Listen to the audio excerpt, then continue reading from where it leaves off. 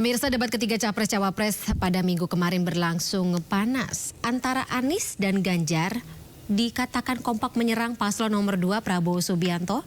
Keduanya juga kompak memberikan nilai rendah bagi Kementerian Pertahanan atau Kemenhan yang saat ini masih dipimpin oleh Prabowo Subianto. Dan terkait hal tersebut, tim kampanye nasional atau TKN Prabowo Gibran bahkan menuding Anies dan Ganjar bekerja sama untuk menjatuhkan postur pertahanan Indonesia. Pertanyaannya, apakah tindakan tersebut bisa dikategorikan sebagai tindakan yang bisa menjatuhkan postur pertahanan Indonesia? Kita akan bahas lebih dalam sore hari ini bersama dengan kami. Sudah hadir lewat atau di studio pakar komunikasi politik Lely Aryani. Selamat sore Fani. Assalamualaikum warahmatullahi wabarakatuh. Sehat ya Bu ya? Sehat. Alhamdulillah. Dan saya akan sapa lewat sambungan Zoom, sudah hadir bersama kami perwakilan dari ketiga paslon. Ada Jubir Muda Timnas Anies Mohaimin, Billy David Nero Tumilena. Dari pihak Prabowo Gibran ada Ketua Umum Perjuangan Rakyat Nusantara Norman Hadinegoro dan juga Deputi Politik 5.0 TPN Ganjar Mahfud Guntur Lebang. Saya sapa terlebih dahulu Bapak-bapak, selamat sore. Selamat sore Mbak. Sore Mbak. Oke. Selamat sore. Baik, saya kalau begitu ke TKN Prabowo Gibran, Bang Norman ya. Oke, Bang Norman, ini benar disebutkan bahwa ada upaya atau mungkin narasi yang menyatakan Pak Anies dan juga Pak Ganjar dianggap menjatuhkan postur pertahanan Indonesia di bagian mana kalau boleh saya tahu? Iya, terima kasih Bu. Kalau saya melihat ya perdebatan kemarin ini, dua paslon ini sudah mulai ketakutan karena hasil polling survei pun juga itu makin merosot. Putus suaranya. Bang Norman. So, akhirnya ya tidak perlu ya diserang pribadinya Pak Prabowo. Okay. Syukur alhamdulillah Pak Prabowo kelihatannya tidak terpancing. Ya, malah Bang Norman, suaranya putus-putus. Oke, sambil kita memperbaiki hubungan atau sinyal bersama dengan Norman Hadinegoro.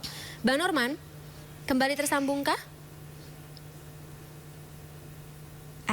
Baik, kita akan mencoba atau masih mencoba memperbaiki hubungan atau sinyal sambungan Zoom bersama dengan Norman Hadinegoro.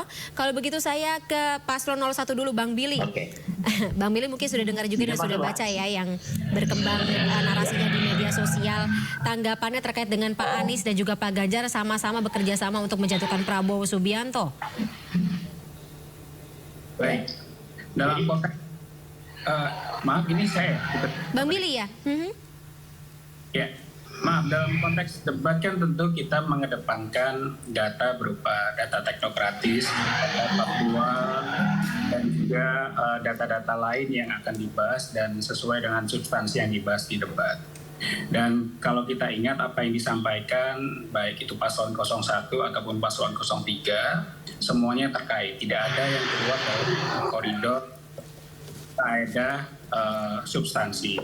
Dan kami justru melihat ketika debat itu tentu ada hal yang tidak disepakati ataupun ada hal yang saling beradu argumen. Ketika beradu argumen, ketika berdasar dengan data tentu harus dijawab dengan data. Dan kalau kita ingat debat ketiga kemarin kan nggak hanya tentang membahas pertahanan dan keamanan, tapi kita punya subtema lain seperti geopolitik, politik luar negeri, dan hubungan internasional. Jadi kalau kita membebankan satu saja perspektif bahwa semua digiring ke arah hankam, tentu kita tidak adil rasanya. Dan apa yang disampaikan saya rasa masih dalam koridor substansi dan tidak ada dalam kaedah menyerang personal dan lain sebagainya seperti yang tadi disebutkan. Dan kita melihat juga ketika di debat kemarin data yang disampaikan 02 tidak muncul sama sekali, justru dalam 2 hari terakhir ini timnya menyampaikan banyak sekali data yang terkait dengan debat. Dan justru kan debat itu forum resmi yang dibuat oleh KPU, semua publik bisa mengakses secara terbuka. Dan ketika debat itu tentu kesiapan data, adu argumen, adu data juga harus disampaikan di forum debat, bukan lagi mengajak di forum lanjutan di luar forum debat. Demikian Mbak Fani. Oke, tapi tidak ada tendensi untuk menyerang secara personal seperti ya lagi-lagi narasi yang beredar saat ini? Tentu tidak, kan kita bicara pernyataan juga ada konteks. Ketika konteks misalkan 340.000 hektar, itu yang pertama dikutip dari pernyataan Pak Jokowi tahun 2019. Yang kedua, konteksnya pun kita kan menjadikan itu sebagai perbandingan, komparasi luasan tersebut dengan luasan rumah prajurit yang existing sekarang ada.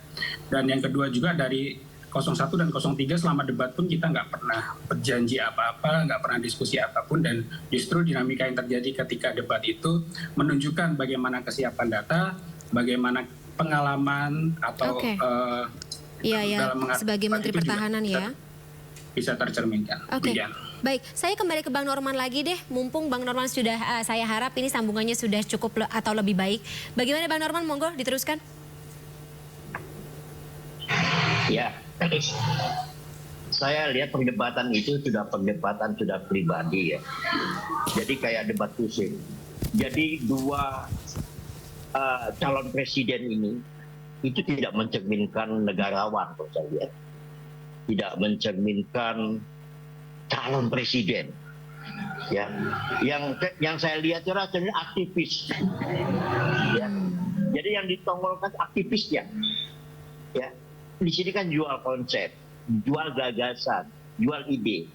Tapi lucunya diserang urusan pertahanan keamanan, tiba-tiba urusannya masalah trans yang diserang. Apa kaitannya? Ya ini sangat disesalkan. Saya tahu tuh Anies ya. Anies itu kalau ngomong tuh jago dia. Retorikanya juga tinggi. Gitu.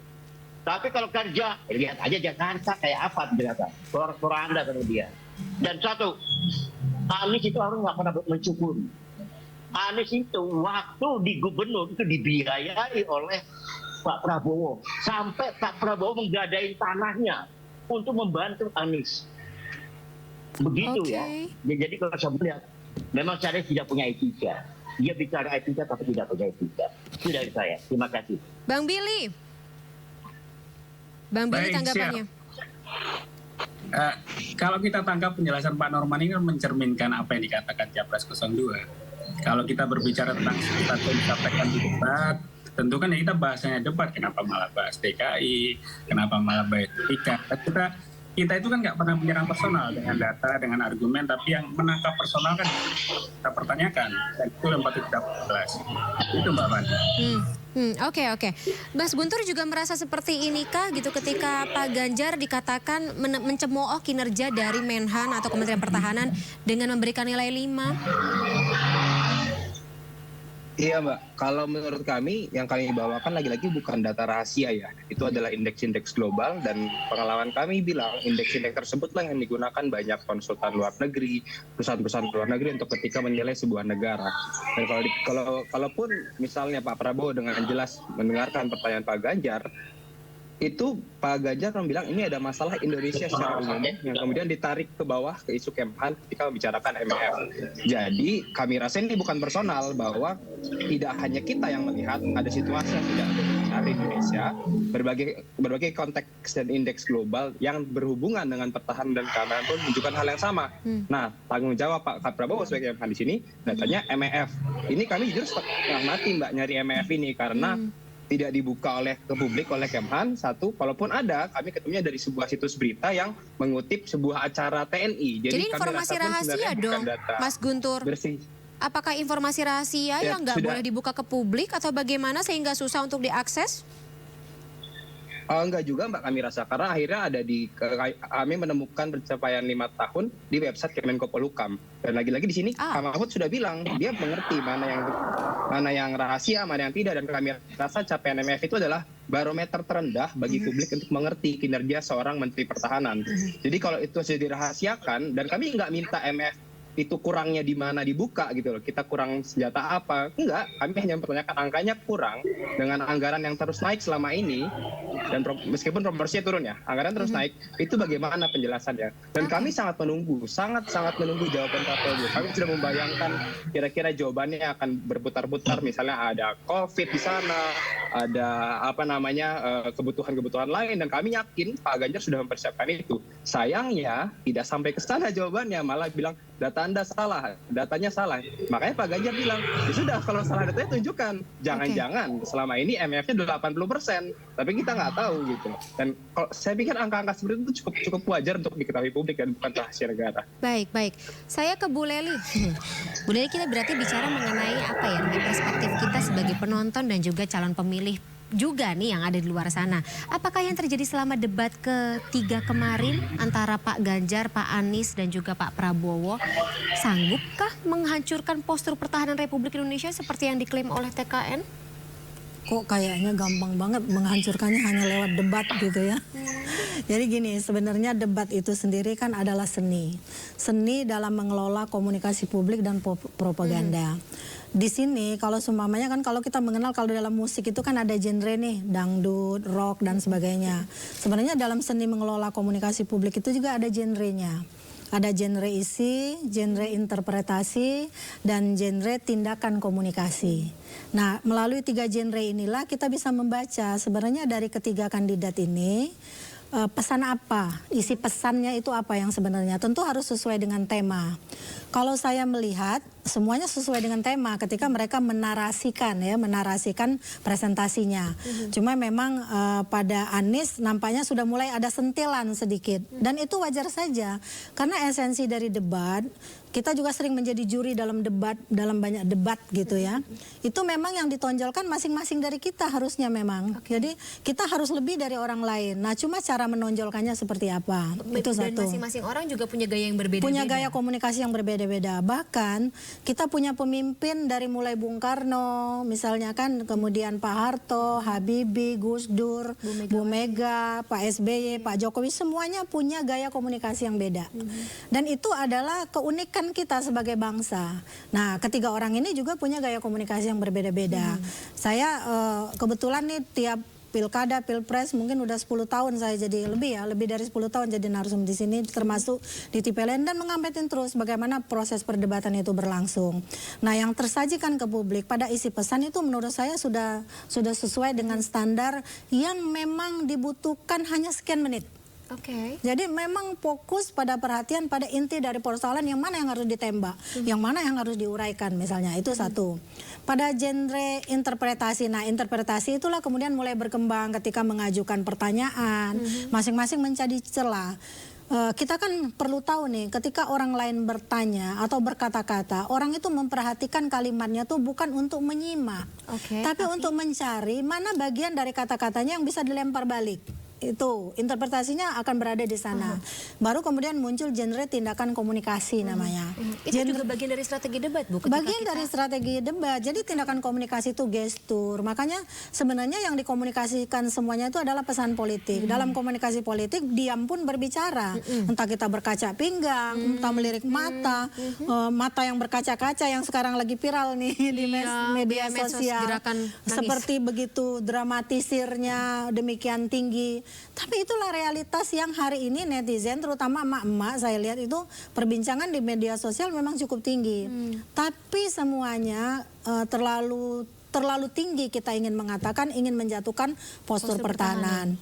Semua apapun itu bukan untuk mengeruk sesuatu yang dilarang untuk dipublikasikan. Karena berdasarkan Undang-Undang Keterbukaan Informasi Publik itu kan hanya ada 3 yang tidak boleh dibuka itu. Yaitu strategi militer, strategi perang, sama sandi negara. Jadi teknik intelijennya seperti apa. Karena itu yang akan merusak. Menurut saya narasi dari semuanya tinggal kepiawaian masing-masing calon nih. Misal Pak Prabowo ketika dibandingin sama Ganjar tentang data, Pak Prabowo kan tinggal jawab nih, ini data yang kamu salah Mas Ganjar, ini yang data yang saya punya, ini sekian, kamu sumbernya itu, saya sumbernya ini, ayo mana yang sama-sama salah. Nah kan gaya komunikasinya bisa seperti itu. Jadi tidak seperti ingin menjatuhkan satu sama lain. Tapi yang realitas terjadi karena memang gaya komunikasi yang berbeda, tabiat juga berbeda, tiap orang punya kekasan, cara menangkap informasi juga berbeda, maka itu yang terjadi. Tapi kalau disayangkan sih karena kita kan juga melihat debat ini sebagai salah satu pertimbangan ya untuk memilih siapa di pemilu 2024 yang notabene harapan kita kan ingin politik ini riang dan gembira, tapi somehow jadi ada apa ya namanya tensi yang meningkat jelang 14 Februari 2024 mendatang. Tapi saya kembali ke Bang Norman, ketika ya lagi-lagi apakah memang yang terjadi di debat tersebut juga akhirnya akan berimplikasi atau berdampak sangat ekstrim, bisa dikatakan bahkan ada apa ya namanya, saya baca informasi ada dugaan atau ada keinginan untuk mempolisikan atau meningkatkan ini ke taraf yang lebih daripada sekedar apa yang terjadi di debat kemarin. Sudah ada yang melaporkan. Melaporkan, Bang Norman. Ya, jadi Sampai segitunya? perdebatan kemarin ini itu tidak mendidik ya. Tidak substansial? Itu bukan perdebatan. Ya, dua paslon itu tidak menguasai data. Kalau data pun juga data lama yang ditampilkan. Ya. Jadi memang mereka itu memang itu sengaja ya. Jadi mereka bagaimana berupaya nih dua paslon ini ingin menjatuhkan Pak Prabowo, itu yang saya lihat. Sudah saya prediksi dalam tulisan saya sebelum perdebatan ini akan diserang ini masalah tentang pesawat, tentang akan cari kesalahannya sampai kalau bisa ini Pak Prabowo ini emosi. Ternyata dengan perdebatan ini Pak Prabowo makin naik. 5 sekarang udah sampai 50 nih. Gimana? Gimana, Bang? 50. Rentengnya sudah sampai 50. Elektabilitas. Oke. Nah, kita tinggal nunggu 3% lagi, 2% aja lah. Jadi saya berharap ya perdebatan kemarin ini debat kursi. Tapi Bang Ya, Norman, tidak setelah debat menguasai, kemarin, apakah ada informasi elektabilitas Pak Prabowo juga terdampak? Dampaknya untuk kami positif. Kan orang kan menilai. Orang kan penonton kan melihat Gus Dur. Bagaimana Gus Durnya Anies dengan sinisnya, dengan apa, kelihatan. Raut mukanya nggak bisa dibohongin. Dengan kebenciannya, begitu juga Ganjar. Nggak bisa dibohongin kalau kita bicara Gus Dur. Ya, Gus Dur kita bisa lihat, oh ini ternyata nih mereka sudah dua orang sekongkol itu ingin menjatuhkan Pak Prabowo supaya bisa terjadi 2 putaran gitu ya. Kalau saya melihat pasaran ini 1 putaran itu buang-buang biaya kok. 27 triliun itu uang hilang nanti. Usahakan 1 putaran, sayang uang itu.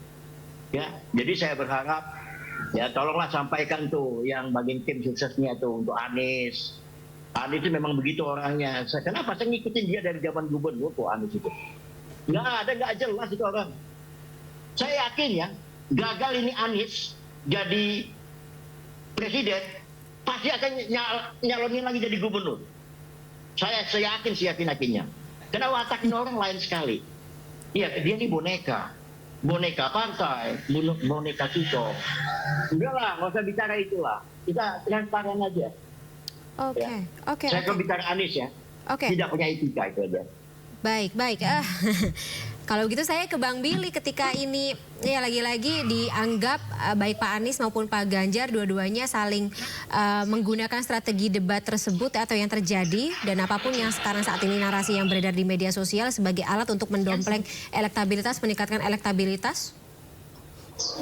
Ya, kan kontra narasi yang disampaikan oleh Pak Norman tadi itu justru menunjukkan kan siapa yang mengambil secara pertama. Yang pertama, itu kan juga cerminan apa yang terjadi di debat. Apa yang disampaikan data teknokratis ternyata secara personal. Kemudian yang kedua, yang ditampilkan itu adalah pemimpin yang ikhlas, pemimpin yang santun, pemimpin yang pro ke negara. Ya, kita ingat hari terakhir juga ada analogi yang samakan dengan hewan, lalu kemudian ada kata-kata umpatan, kata-kata kita itu kan sebenarnya mengajarkan literasi politik termasuk apa yang kita lihat. Dan debat kan juga kita perlu mengedepankan angka, mengedepankan data, mengedepankan fakta, kritik. Kenapa kritik penting ya? Karena dalam subtema yang dibahas kemarin hanya satu paslon yang sekarang sedang menjabat dan terkait secara teknis terhadap isu yang sedang dibahas, dan itu jadi hal yang wajar ketika paslon 01 dan paslon 03 menyampaikan kritik, tapi ternyata kritik itu justru dianggap sebagai personal. Dan dari penjelasan Pak Norman tadi ya kita melihat siapa yang menangkap itu secara personal. Demikian Mbak Fani. Oke, dan sesuatu yang bersifat personal tersebut tidak cukup kuat logikanya untuk menjatuhkan postur pertahanan Republik Indonesia? Baik, postur pertahanan kan kita berbicara tentang banyak hal, baik itu misalkan anggaran. Apakah anggaran dibahas itu menjadi hal yang rahasia? Tentu tidak. Karena kita ingat dua minggu sebelum debat, Bu Sri Mulyani juga sempat membahas tentang anggaran Kementerian Pertahanan. Lalu misalkan Pak Ganjar di 01 membahas tentang minimum essential force (MEF), juga itu data yang sebenarnya juga bisa dibahas dan bisa dibantah secara teknokratis oleh data-data yang ada di Kemenhan. Dan bahkan kita ingat dalam debat ketiga kemarin, semua data satu pun tidak ada yang muncul, baik itu tentang pertahanan, keamanan, karena dari awal sudah masuk ke ranah personal. Dan itu dia, ketika sampai hari ini, 2 hari atau mungkin sampai seminggu ke depan, para pendukungnya, para juru bicara dan yang terlibat dalam TKN ini membuat kontra narasi yang tidak berkaitan substansi sama sekali dengan isu yang dibahas di debat, dan kita menyayangkan itu. Oke. Mas Guntur sendiri bagaimana? Iya, kalau dibilang melemahkan postur itu sepertinya sangat berlebihan ya. Karena lagi-lagi data yang kami pakai, yang juga mungkin Pak Anies pakai, itu semua asalnya open source. Jadi itu tidak ada rahasia negara yang dibuka. Kedua, justru ada sebuah culture di pertahanan itu yang namanya confidence building measures. Yaitu bagaimana ketika kita membeli sebuah alat pertahanan, itu negara lain bisa mengetahui intensi kita seperti apa dan kira-kira kemudian seperti apa. Itu sangat normal dilakukan. Karena kalau tidak, jika misalnya kita dengan negara lain gitu, saling membeli senjata terus-terus tanpa tahu intensinya seperti apa, yang ada namanya arms race atau perlombaan senjata. Itu yang menurut kami harus didorong oleh Pak Prabowo sebagai Menhan. Oke, kita lihat dalam beberapa hari ini mulai munculkan banyak editorial Pak Prabowo punya diplomasi pertahanan. Kami sangat setuju penting diplomasi pertahanan, tapi jangan dilupakan juga memberitahu ke publik bahwa seperti apa penggunaan anggaran kita, alutsistanya itu seperti apa, tanpa harus membuka ya hal-hal yang spesifik. Itu juga bagian dari diplomasi pertahanan. Jadi kami rasa sepertinya sangat berlebihan kalau dia bilang ini menurunkan postur pertahanan kita. Emang ada Pak Ganjar misalnya meminta data kayak Pak, bagaimana misalnya kondisi pasukan kita di Natuna, apakah siap menghadapi Tiongkok? Nggak ada seperti itu kan. Pak Ganjar cuma bilang, saya mendapatkan cerita TNI AL kita kesulitan dalam melakukan operasi di Natuna terutama. Makanya saya akan tawarkan bla bla bla bla. Itu yang kami rasa sepertinya hilang dari Pak Prabowo. Kami itu beneran menunggu apakah misalnya ya Pak Ganjar dengan sangat sadar menawarkan 2 hal baru, doktrin baru. 1, doktrin Garda Samudra sebagai implementasi dari poros maritim duduknya Pak Jokowi, presidennya Pak Menhan nih. Dan ketika ngomongin Polugri, kita juga menawarkan namanya otonomi strategis. Kami nggak dapat Pak Prabowo itu bilang apa. Kami bahkan nunggu yang sering didengar orang oleh publik kan good neighbor policy atau satu teman terlalu sedikit alanya Pak SBY. Kami siap berdiskusi soal itu karena itu kan soal doktrin, how we see the world. Pak Ganjar siap sekali sebenarnya dengan data-data yang lainnya dan mungkin kalau misalnya semalam tidak 2 hari lalu tidak terlalu berlarut dalam hal-hal yang hanya data salah atau merasa diserang, saya pikir publik justru akan mendapatkan edukasi bagaimana sepertinya 3 calon pemimpin ini melihat dunia dan bagaimana Indonesia bisa berperan di dalamnya. Baik. Nah, kalau Bu Lely sendiri mungkin juga sekaligus sebagai closing statement, apakah debat ketiga kemarin sudah cukup untuk menjadi sebuah edukasi politik sendiri dan mungkin evaluasi serta harapannya untuk debat berikutnya? Ya, kita mulai langsung dari evaluasi aja. Sebenarnya kalau kemarin itu panelis itu berperan, gitu ya Pan ya. Panelis itu jangan hanya membuat soal lalu kemudian menarik undian tanpa membacakan. Itu juga saya pikir jalur komunikasi dalam debat itu justru pasti akan lebih terarah. Karena ketika mereka bicara data, misalnya satu pihak menyerang data pada yang lain, bukankah si Ali lebih punya data? Nah, kandidat yang Anda sodorkan data yang sekian, kita sudah punya teruji secara ilmiah data yang kita miliki sekian. Bagaimana menurut Anda? Dan si panelis juga bisa menyarankan. Tapi memang ketika pertanyaan debat itu sebenarnya ya kalau saya dengar jawaban dari TKN yang lain, dari para kandidat ini, itu terlihat Pak Prabowo menyatakan tidak bisa menjawab, waktu saya terbatas. Tapi TKN-nya yang lain tuh di TV lain juga bisa menjelaskan kurang dari 2 menit.